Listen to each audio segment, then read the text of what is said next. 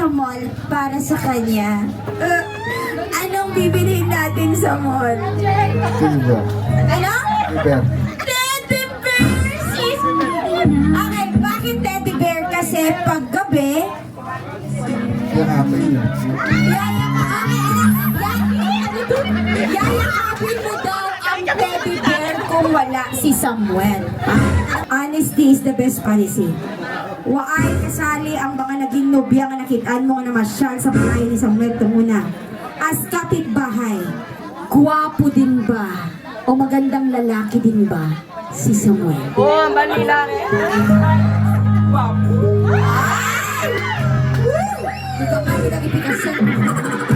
Okay, palakpakan at sigawan. Nagdesisyon na mo ang ating matang